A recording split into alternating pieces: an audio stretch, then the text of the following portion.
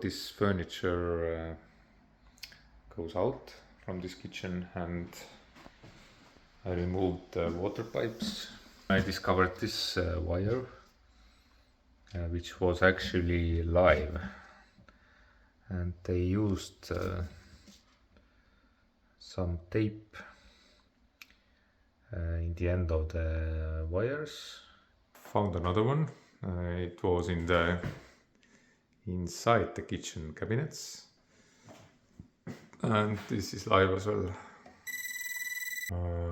But this doesn't even have any tape. You can see the ends. You should actually switch it off if it's possible, if you're not gonna use it, or I don't know, install a box around the end of the cable